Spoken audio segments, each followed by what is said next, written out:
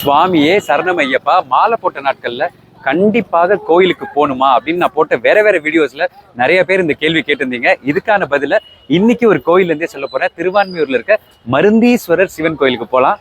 சுவாமியே சரணம் ஐயப்பா.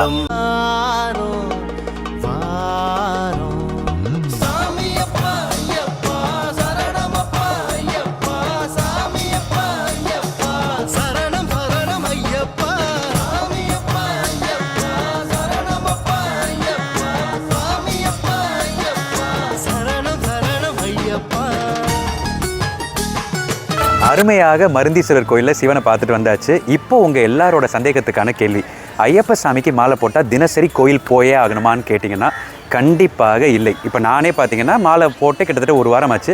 இன்றைக்கி தான் கோயிலுக்கே வந்திருக்கேன். இந்த ஒரு வாரமும் நான் போன கோயில் என்னென்னு பார்த்தீங்கன்னா என்னோடய வேலை. நம்மளை பொறுத்த வரைக்கும் செய்யும் தொழிலே தெய்வம்.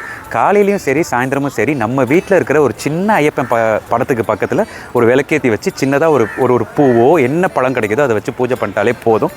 கோயிலுக்கு வந்தே ஆகணும் அப்படிங்கிற மஸ்ட்டு கிடையாது. அதையும் மீறி கோயிலுக்கு வரதுக்கான வாய்ப்பு இன்றைக்கி எனக்கு படப்பிடிப்பு இல்லை, அதெல்லாம் நான் கோயிலுக்கு வந்திருக்கேன்.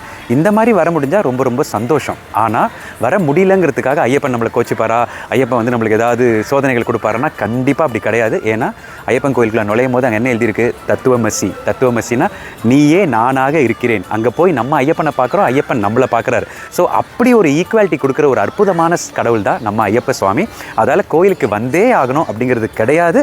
முடிந்தால் போங்க. இதில் ரொம்ப முக்கியமான விஷயம் என்னென்னா, நம்ம கும்பிட்ற நம்மளோட ஐயப்ப சாமி ஒரு அன்னதான பிரபு. ஸோ கோயிலுக்கு போயிட்டு வரும்போது அங்கே இருக்கிறவங்களுக்கு ஏதாவது சாப்பாடு முடிஞ்சால் வாங்கி கொடுத்தீங்கனாலே நீங்கள் 1000 முறை கோயிலுக்கு போனதுக்கு சமம். சுவாமியே சரணம் ஐயப்பா.